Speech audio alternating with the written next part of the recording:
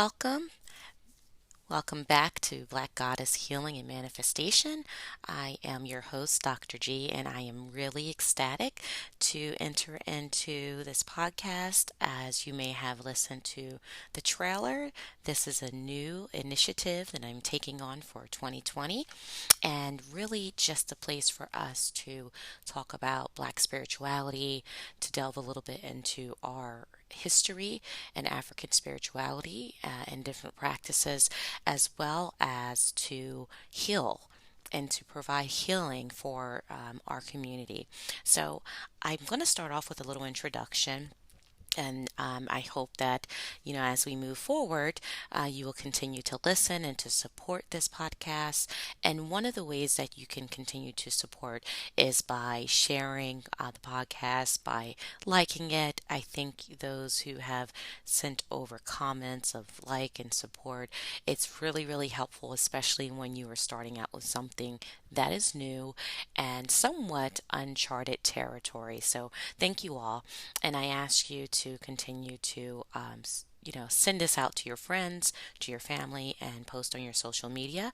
And another way to support is through Anchor. And if you go to Anchor's webpage and to look up the show, you can support financially by providing a little donation for the podcast, which would be much, much appreciated. And in that way, we can get a little bit better, perhaps better technology, as well as, supporting the time that we have together. I also want to share another note if you want to reach out to me directly. On some of the platforms, you do have an option to be able to send a message, but you can also reach me at phoenixleegraham@gmail.com, and that's Phoenix Lee Graham at gmail.com. And so you can reach me there. And how you spell that is PhoenixLeeGraham at Gmail. And you can also find me on Instagram at Phoenix Lee Graham through Instagram account. So, with that being said, if you were to go into Amazon, you will also find the book, The Five Dimensions of Life Patterns Decoding Life Through One Girl's Journey. I encourage you to obtain this book. It's more than a book. I wish there was a better phrase for it. It really is filled with life lessons, the physics of life, how science connects with spirituality, how the patterns through our lives are really symbols and messages and paths that we have planted for ourselves before even coming to this space that we call earth and that we call life, into this realm, and that we have these breadcrumbs that we can individually follow the messages that our higher self, our souls, have planted here for us to ease our journey. Sometimes we ignore those patterns, and I really delve into that concept and how to follow your intuition within this work, which I call the five dimensions of life patterns. And so again, you can find it on Amazon. There's a paperback and a Kindle version. I really try to make it economical for anyone that wants to purchase or to view it online. I really hope that you will find it helpful, as we will use some of the content in some of our podcast episodes here on the channel. So I just wanted to share that with you all. And again, reach out to me if you have show ideas, content that you would like to discuss, ideas. Please let me know. I am open to that. I really want this to be a place of healing and to learn how to be in control of our lives, how to manifest. And we will do an episode on that as well. And we'll talk a little bit about that today. And again, I want this to be a community. I want this to be a community of Black goddesses, and for us to share amongst our group. Okay, so let's go into a little bit about the format of this platform. So, to start, we will have our episodes begin with a little bit of our African history. That is a passion of mine, and I have degrees, as I shared in our trailer, in psychology as well as therapy and health sciences. But for my undergraduate degree, I was actually a Black Americans minor. And so I've always had this passion and drive to discover more about our ancestry. And as I've gotten into this phase of life, I will share that I am 40 plus. Um, I really have, I would say, over the last past 5 years or so, gotten into looking into the history of our spirituality. And so we will start our segments off with a little conversation about that. And we'll call that segment our African Spiritual Beginnings. To follow, I will do an intuitive reading. Sometimes I may share some of what's going on in astrology, as I shared, or may not have actually. I'm an enthusiast of astrology, even though that is not an area of expertise of mine, but I do follow. And as we talk about our African spiritual beginnings today, part of our ancestry, if you have roots to Africa, as hopefully most of you do that are appreciating this podcast, you will find that we have really strong connections with studying the astros, with looking at the universe in a way that it's directly connected to us. And what happens there is actually we're actually reflections of what's happening in the universe and vice versa. So we will talk a little bit about that perhaps in our intuitive readings, and some of it is just the sense and the feeling of things that are going on currently that I will be sharing with you all. And then we'll go into a meditation, which we'll call healing, health, and meditation.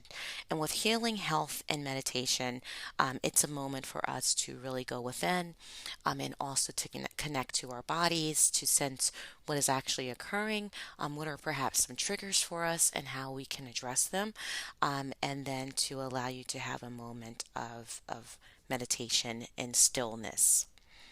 And I know that that is an area that is challenging for a lot of us. A lot of individuals are trying to make that part of their daily lives, but don't exactly know how to. And so I will hopefully give you a little bit more insight in regards to that. And then lastly, we'll go into our topic of the day.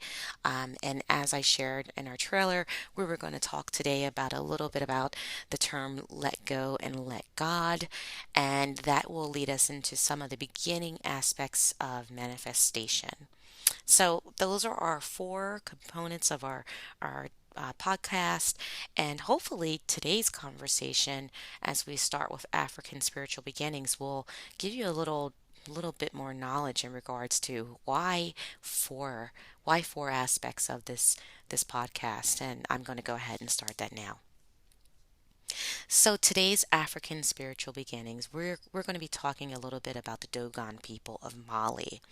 And if you're not familiar with the Dogon, they are just really interesting, amazing, knowledgeable beyond anything that we can think of. I can't even put it into words how in awe I am of our ancestors from the Dogon. And again, they are in Mali, Africa. And there has been a lot of research in this population and trying to figure out how they were able to know some of the information that scientists have now revealed. And, from the ancient times, they were able to put into words events as well as star systems that are just now coming about. So let's get a little bit into the Dogon people. Um, so the Dogon people have a concept that if you're familiar with the Kemetic principles of Mayat, they really look at balance and looking at the balance between the masculine and the feminine. And I personally, and I don't want to be say that I'm an expert on this group, on these wonderful people. And so my interpretation perhaps may not be perfect. So I do want to give you that note. I just encourage you to look them up on your own. But when you're looking at their principles, to me, it's very similar in terms of having balance. And so let me go into a little bit more about that. And the one question that I want you to think about as we talk about the Dogon really is, where are women in religion? Okay, where are women in religion? And why does there appear to be, and again, this perhaps is my opinion, but why does it appear to be an imbalance of the masculine and the feminine, specifically in which what we would call the Abrahamic religions? And I again do not want to have specifically a conversation about what we should be doing, and what we should choose to follow. That in itself is judgmental. What I would like to do is to allow us to peel back the layers and go beyond our current practices and go back to our roots. Literally, what were we doing before perhaps being taken from Africa to the different lands of Americas, to the Caribbean, and to various parts of this world, when we go back to the Arabic slave trade all the way to the Atlantic slave trade. So I want to go back to the beginning as much as I have been able to investigate and to discover, and go back to our connections of spirituality. And in that, again, it causes me to question, wow, when we look at the Dogon and their practices, there was definitely an aspect of masculine and feminine and a balance between the two. And we find that in a lot of our African traditional religions and spiritual practices. And the Dogon people had a phrase, well, more than that. They had a supreme creator that they called Ama, Amma, Ama or Amen, Amen. Let's pause on that for a second. Yeah, so when you think about the origins of our current day practices, we can't ignore some of the parallels and the similarities. And so this supreme creator of Ama was both male and female, or some would say genderless, but there was a balance between both. And Ama uh, really had the physical aspect of Ama was what they would call Mama's, the clavicle of Ama, this shape of a cervix, if you will, or cervical, clavicle, excuse me, shape, to me represents very similar to female anatomy. Um, but again, that could be my interpretation. But first, the first thing to form was in a woman's womb. Okay, and the first thing that is to form is in a woman's womb. And this aspect of Ama was this elliptical shape that actually had four quadrants, a quadrangle structure. And so the four, as I mentioned, I would align this with our how we are really mapping out our segments on this podcast. Four is a very powerful number. And looking at the aspects of Ama, this is where we have north, south, east, and west. This is where we have that connection to our elements, such as fire, earth, air, and water. And the concepts of the Dogon people really allude to this universe that had came about through Ama, and how we are actually reflections of that and small universes within ourselves. Okay, so think about that connection of having a universe like the cosmos within yourself, and that we are reflections of the supreme creator of Ama. And so this clavicle, this shape, provided support for the human embryo, and then again had four sides within it and four elements. And so out of this womb, there came to be, Ama had this thought, and the thought brought about the cosmos and brought about this universe. And one of the main things that we can take from the Dogon is that as Ama had this thought to create, and this matter called Earth came about, our thoughts, as we are reflections of our Creator, are very powerful and they can create. Our thoughts are very powerful and they can create.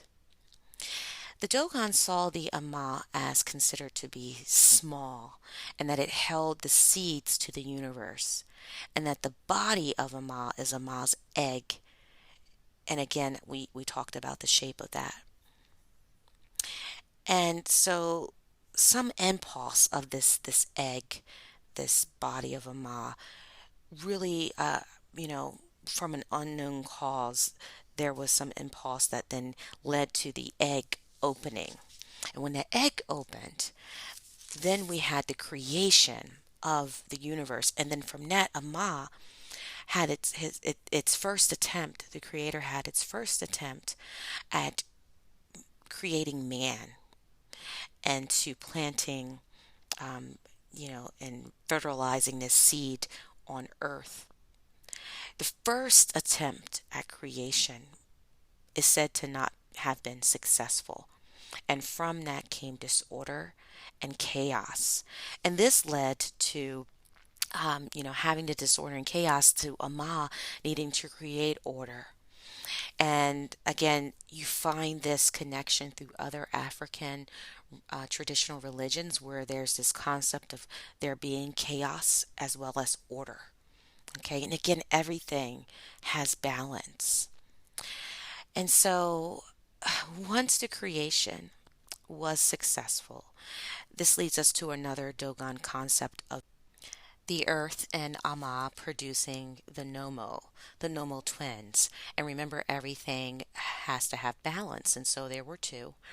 And the Nomos were the successful production of the recreation between Ama and Earth. Now, Earth is seen as feminine and initially had resisted Ama, as we talked about, and how the jackal came to be. And so, with that, Ama had to try again, and the earth complied, and then we have the Nomo. And the Nomo are said to mean to make one drink, to make one drink. And so the Nomos are fish like creatures, and they are masters of the water as well as our teachers, especially the teachers of the priest of Dogon. And when you look at the image of the Nomo, it looks like an image of a fish. I'm going to let you pause on that for a second, and think about some of the images we may see as we drive on our roads and the highways, that are on people's cars. But I'll leave it at that. That it could, a lot of things come from our history that we are just unaware of.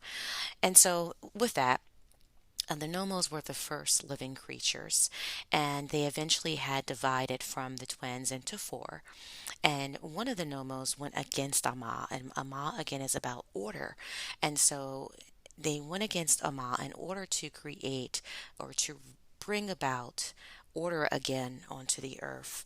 Ama decided to destroy one of the twins and sacrifice another Nomo and dismembered its body and sacrifice it throughout the universe, and to restore the order. And so that body, the Nomo then divided their body among men to feed them. And then they made men drink. And because they required water, they then required men to require water as well. Again, us being reflections of creation. So Amma had this thought, this powerful thought, and that, things came to be, and that Earth came to be, and this human species came to be. And that's the take home for us again, is that our thoughts are so powerful. Now, a couple of interesting facts that I want to share with you about the Dogon people, and you have to research them when you have time. I mean, just mind blowing. So they had this relationship to the star Sirius, and they had a calendar that really was mapped out based upon the path of Sirius, the companion star of the Sirius star, which is within our universe. And They knew that this star had a companion star that would make an elliptical cycle around Sirius. And the interesting fact about this companion star, this tiny, tiny star that was a companion, of Sirius, is that you cannot see it with the naked eye. But they knew that this star existed and that they actually mapped out their calendar based upon the movement of the star. And in the 1970s, they discovered that the Dogon people were right, that this companion star actually existed. Not only that, but they knew that the Big Bang was the origin of stars.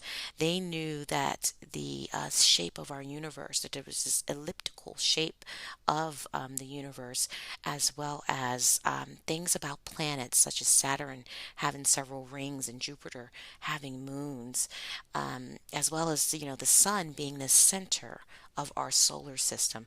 How would they know these things? And just I want you to reflect on that for a bit. And the one thing I will say about that is, man, know thyself. I talk about this in the book, in the five dimensions of life patterns, and that African proverb is so powerful.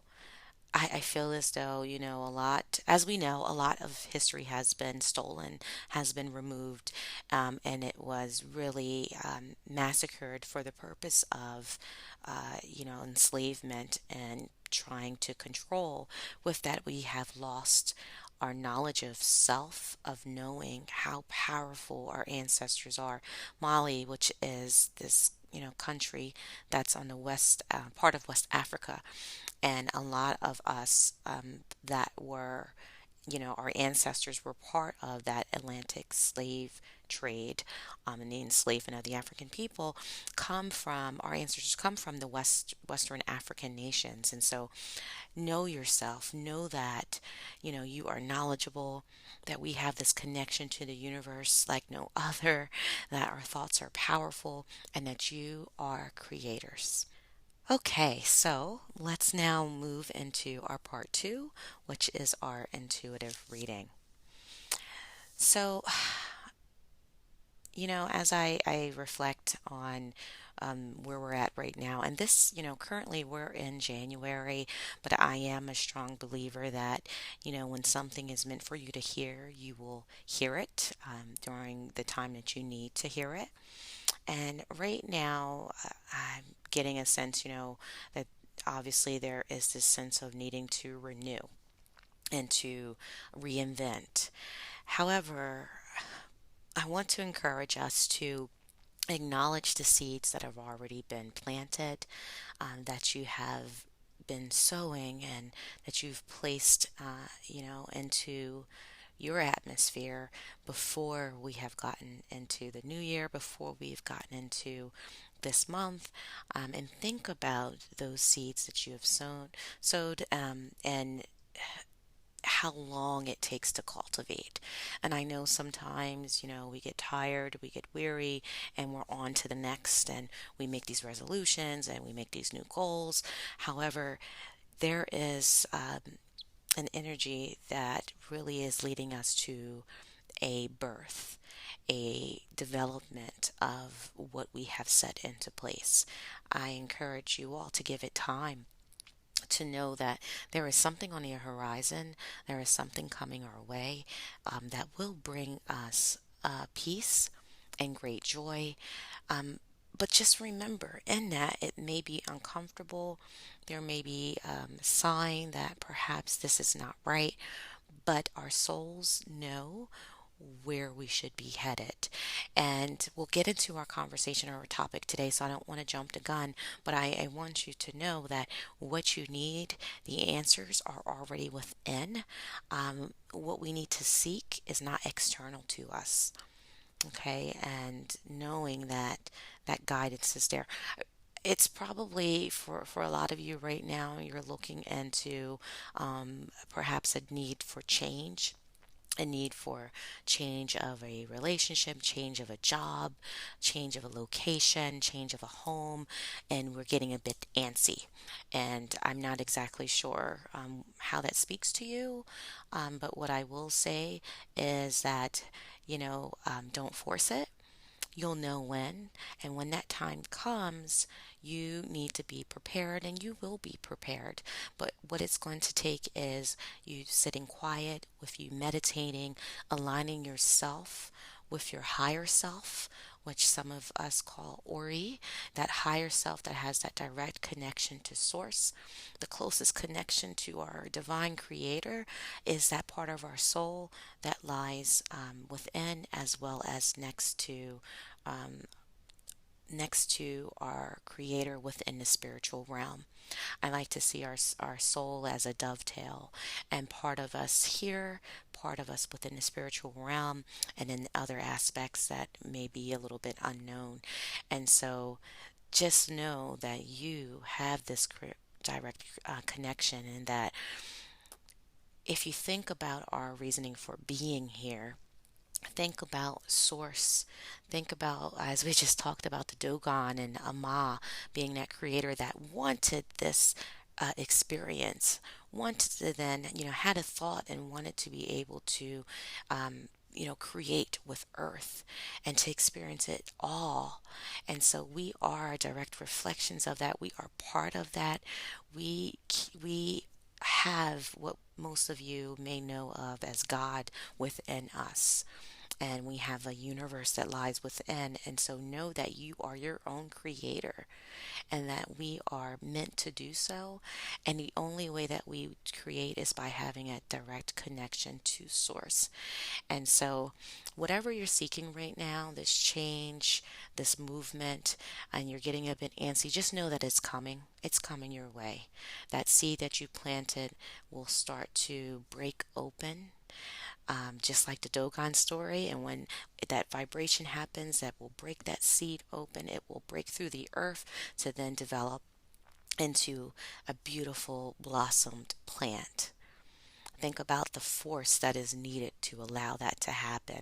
The force that is needed to allow that seed to break open and to break through ground takes a lot. So before that can occur, it may seem like there is disorder, just like there was disorder and chaos within the earth through the Dogon story, through the other stories we have from Kemet and the Kemetic religion, and knowing, or practices, excuse me, and that spiritual connection, and knowing that perhaps in the beginning through those stories that there was chaos and then there was order. Take that lesson for your life, and knowing that chaos typically, and unfortunately for us, precedes order. And so that is our intuitive message for today. And now we will get into our meditation. So, when you think about the term meditation, there's often this connection to shutting everything out, not allowing your thoughts to enter into your mind. And many people find that to be challenging. They find sitting still and not thinking is a almost impossible feat. And I want to change your mindset in regards to meditation, and that it just is. It's what you need. It's something that grows, just like anything in your body. There's development that occurs. Any practice that you have, as you continue to explore it, it will fine tune itself. And so do not put the pressure on yourself. For me, just starting meditation, it's enough just to be still, just to sit. And so, what we're going to do is a guided meditation. And I typically like to sit in front of a candle. That's something that I enjoy, but you have to find the thing that you enjoy. And I often will say that I try to go into meditation or into a meditative state whenever possible. Um, that doesn't mean that I'm always closing my eyes. For instance, sometimes if I have a long commute, I may be what I define as meditating. Some may argue that, but I will tell you, for me personally, it's me going within. It's me being quiet, not having anything on in my surroundings, and I am still focused, but I am sitting still and allowing the messages to come through that need to come through. And so, let's start. I encourage you to find that thing that will give you comfort. Some of you may want to sit on the floor, others may want to lie. Some of us will fall asleep when we do that, so I do warn you on lying down during meditation. But if that brings you comfort, that is up to you. And with a guided meditation, it's just as it sounds. I will be talking us through, and hopefully, this will lead you into your own practice of sitting, of being aware of your body, and then allowing yourself just to be still. Today, I encourage you after we do this meditation to take that moment of stillness, and then you can continue on with the podcast after you're done. So, in your position, close your eyes gently, however you may be sitting or lying down, and I want you to place your hands on your stomach right near your belly button area, and you can place the other hand over top of that. As you breathe in, I want you to close your mouth and breathe in your nose.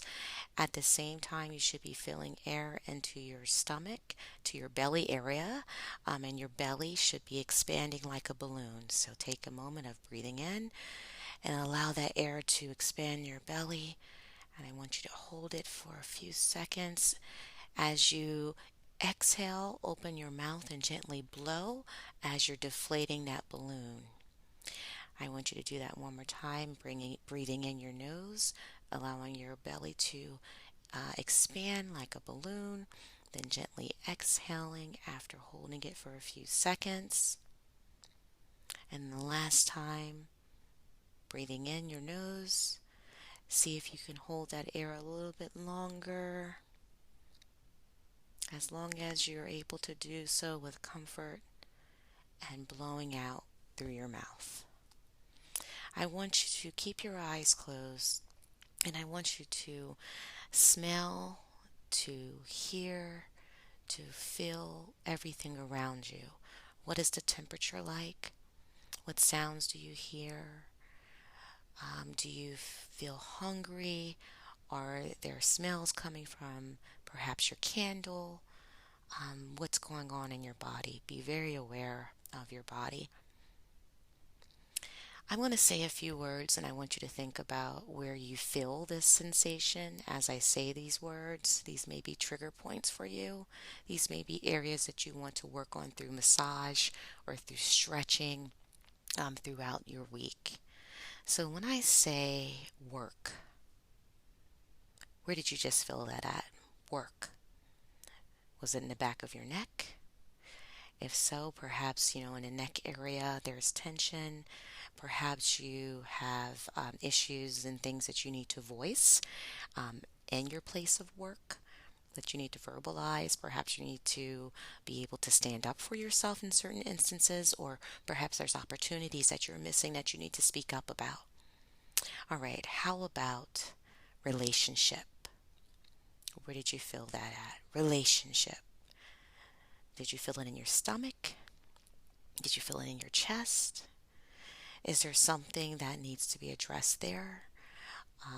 Again, these could be areas that you have to address and to work on through stretching, massaging, perhaps through better food, decreasing our consumption of alcohol or other substances that will allow you to open up your mind and to have more clarity on how to address your concerns when it comes to relationship. All right, so think about other words that may be of importance to you and take this practice of feeling. Where do you have a jolt or sensation in your body when you think about those terms? And then you can sit with yourself for a while, breathing through that tense and sensation you may be having, relaxing. Perhaps if you have crystals or other objects that you enjoy to use during your spiritual practices, to hold those items as you're doing your breathing and as you're sitting. So I hope you continue to take these moments with yourself, and we're going to go ahead and close out our meditation. If you are using a candle, I would encourage you to get a snuffer or another cover that will allow that candle to go out gently without forcing it out with blowing with your breath. All right. So we're going to go ahead and end there. Okay, so I hope you enjoyed our meditative moment. And now we're going to go into the topic of the day. And this is our fourth and final segment of the podcast today. And again, thank you for joining me. I hope that you sat through the whole thing. If you did, let me know. Let me know how it felt, what you learned, what you would like more of. That would be great. And in terms of our topic for today, we are talking about let go and let God. Now, as I previously mentioned, and you may hear the language that I use, I try not to limit our thoughts and giving our Creator, our divine source, a name per se. But most of us have heard that phrase, so I want to use it as this as a caveat to our conversation today, that will catapult us into some different concepts. And so the concept of let go, let God really is speaking to an external source, right? It's speaking to something that perhaps we are, in my opinion, not directly connected to. Now, some may say, well, yeah, God is within you, God is within me. But it's to me, sometimes we take that very surface level. We need to see ourselves as part of, as the collective of reflection and human form of God. And so when we say let go, let God, it's kind of like if you're driving down the highway and you just took your hands off the wheel and say, well, let's just see what happens. And that's not going to fly. You may be okay, but most likely something's going to go wrong. Something is going to go left, or something is going to go right, or you may just go on and flip over. So we need to be more in control and connected to that source that is within. And so when you think about let go, let God, there are a few things that you must do before even getting to that aspect. The first thing that you need to be aware of is the power that is within, and also that where that power is coming from. I believe, through some of the teachings and practices that I have studied, that we do have a higher aspect of ourselves that is connected to the spiritual realm. That connection is you. You are it. And it really is craving and desiring this human experience, and it wants to be acknowledged. And so, as you're doing your meditation and sitting, some of you may want to come up with a space within your home or some objects that you have available that will help you to sit and better connect with your higher self. For some, it may be an altar, which can simply be a surface such as a small table, a candle. I'm not going to get too far into that today in this conversation, but that may be something to explore. But find a method that you can sit and connect with your higher self as well as with your ancestors. We just talked about the Dogon people, our Dogon ancestors for some of us. Man, I mean, if we could tap into that source energy that they had, that they have, amazing. So, one of the things we talked about were the quadrants or the four aspects of the creation story through the Dogon. So, think about earth, think about fire, water, air, and so you may want to have those four elements. And one method that I use that you may want to explore is having first, having the water. Think about the origin story and the connection to water through the Nomo. And so having water in some sort of vessel, glass, cup, or I personally like to have something of natural material on my altar. And so you have that. And then from that, you have earth, right? And earth coming about, us coming from the earth, and then it represents the life cycle. Then from that, there's fire and our souls, transitioning, and then we have air. Okay, so from your water that you have. You can have something such as crystals to follow in order, or if you have dirt available, you can have that. Some people may want, specific types of dirt, or clay or some sort of substance that represents earth. After, you will have a nice candle to represent fire, and then perhaps incense that represents the air.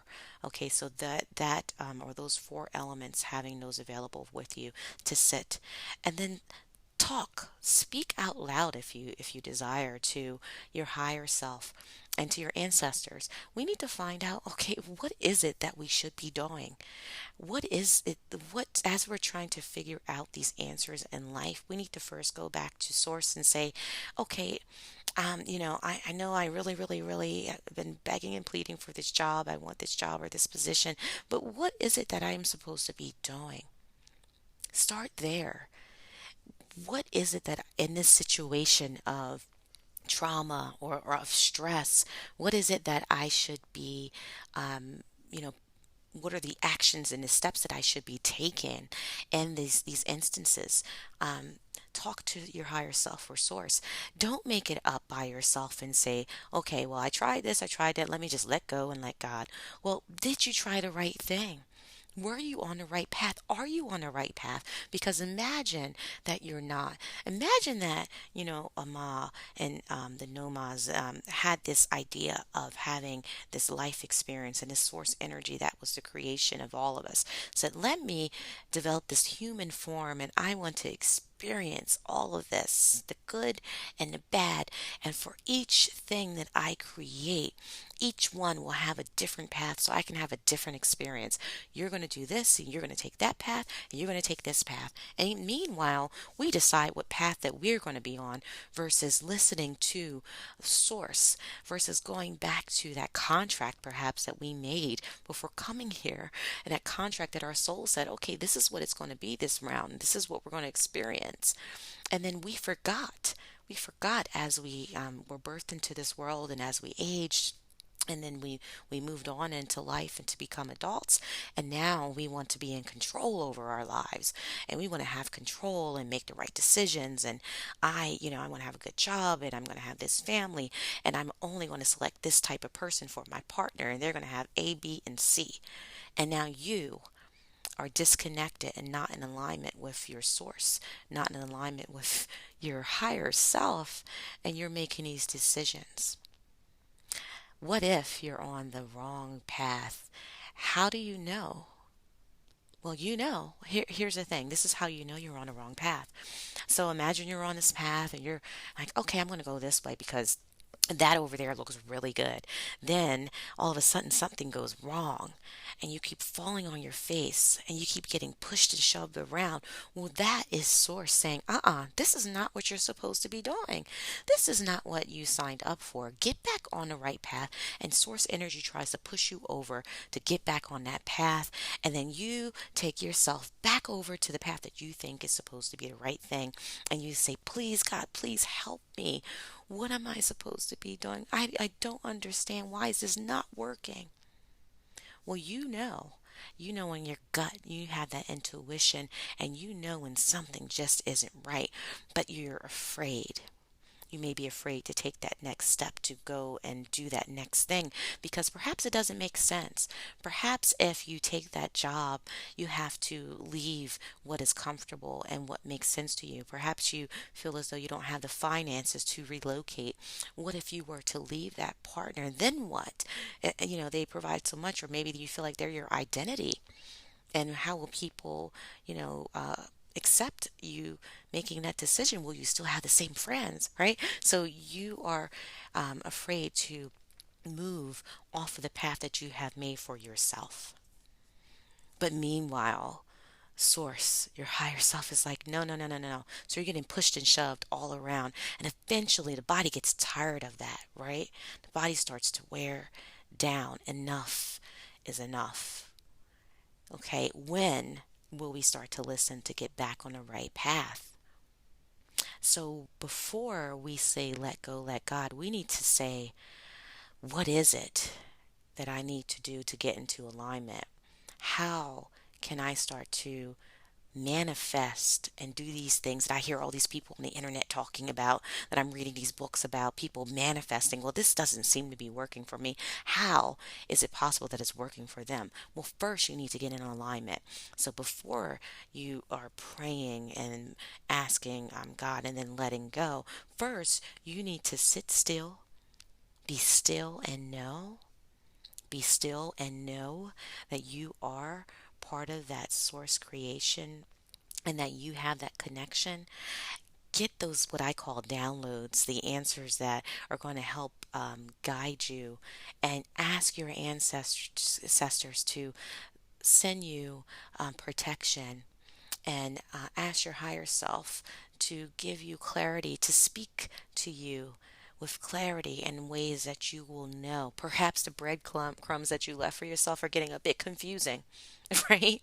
Maybe you're seeing, a certain bird all of the time, or certain numbers, or you're hearing similar phrases. You say one word, and then all of a sudden you hear someone else say it, right?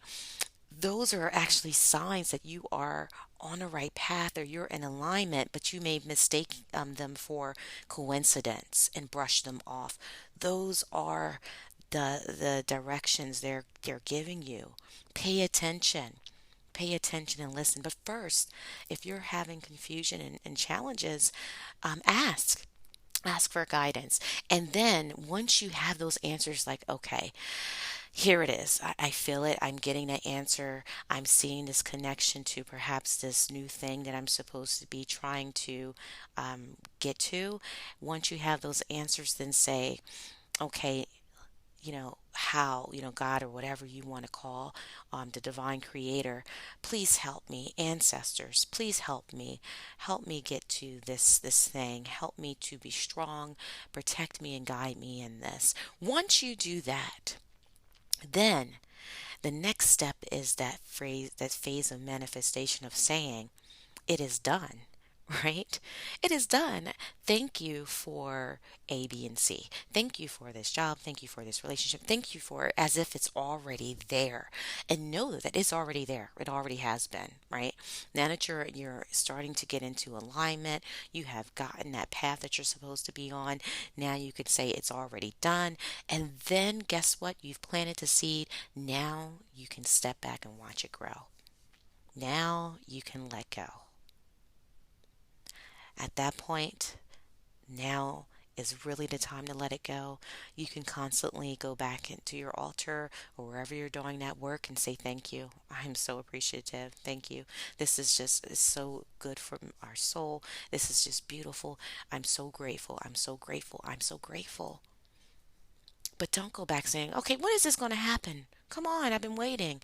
Please, please, please. It is like, putting out, snuffing out a flame when you do that.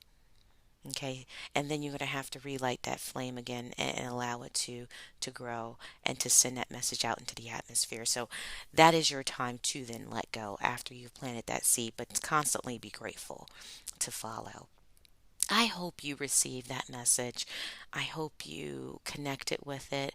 And again, thank you. I am truly grateful, especially if you took the time to listen to this whole thing. So, again, join me for our next segment of the podcast. I will try to have weekly a series, weekly episodes come out.